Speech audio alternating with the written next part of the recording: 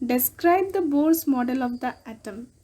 Bore ने कैसा model दिया था एटम के लिए, वो हमें डिस्क्राइब करना है। आंसर देखिए, Niels Bohr put forward the following postulates about the model of an atom. यानी कि नील्स बोर ने ये पोस्टुलेट्स दिए थे मॉडल ऑफ द एटम के लिए। पहला पोस्टुलेट है, only certain special orbits known as discrete orbits of electrons are allowed inside the atom. यानी कि एक एटम में सिर्फ डिस्क्रीट ऑर्बिट्स ऑफ इलेक्ट्रॉन से अलाउ होते हैं। यानी कि ये एक ऑर्बिट है, ये दूसरा ऑर्बिट है, ये तीसरा ऑर्बिट है। तो अगर ये एक एटम है तो इसमें ऐसे ऑर्बिट्स ही अलाउड होंगे, ठीक है। ओनली सर्टेन स्पेशल ऑर्बिट्स, यानी कि हर जगह पे इलेक्ट्रॉन्स नहीं रहते हैं। एटम के अंदर डिस्क्रीट ऑर्बिट्स रहते हैं इस तरह के, और वहाँ पर ही इलेक्ट्रॉन्स रहते हैं सिर्फ। So only certain special orbits known as discrete orbits of electrons are allowed inside the atom. तो आपको इलेक्ट्रॉन हर जगह पर नहीं मिलेंगे, सिर्फ ऑर्बिट्स में ही मिलेंगे। सेकेंड पोस्टुलेट है उनका, while revolving in discrete orbits the electrons do not radiate energy. These orbits or shells are called energy cells represented by the letters K, L, M, N. यानी कि जब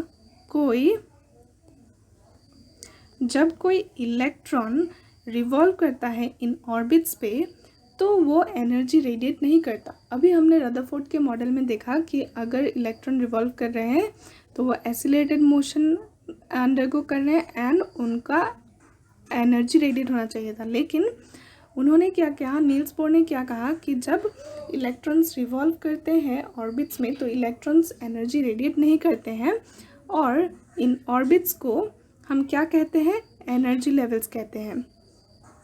अब और ये जो एनर्जी लेवल्स होते हैं इन्हें हम रिप्रेजेंट करते हैं बाय द लेटर्स के, एल, एम, एन और the numbers N1, N2, N3, N4।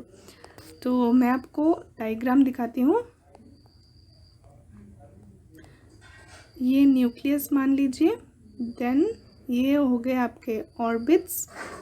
तो अकॉर्डिंग टू नील्स बोर ये जो है फर्स्ट ऑर्बिट हमारा या फिर के शेल, ये जो है हमारा सेकेंड ऑर्बिट या फिर एल शेल, ये जो है हमारा थर्ड ऑर्बिट या फिर एम शेल, एंड इसके और भी ऑर्बिट्स हो सकते हैं। तो मान लीजिए ये है आपका fourth orbit and this is an shell. सो हम अंदर से बाहर की तरफ नंबरिंग करते हैं, मतलब शेल्स की काउंटिंग अंदर से बाहर की तरफ होती है। तो जो सबसे पहला शेल होता है अंदर से वो होता है K shell, second L, then M, then N and so on, ऐसे चलते जाएगा, ठीक है।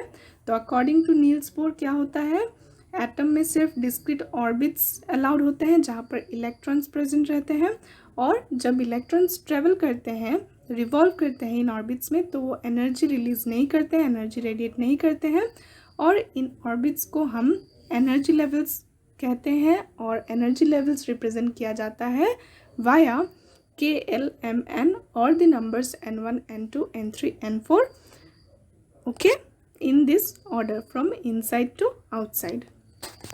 चलिए अब हम नेक्स्ट क्वेश्चन सॉल्व करते हैं।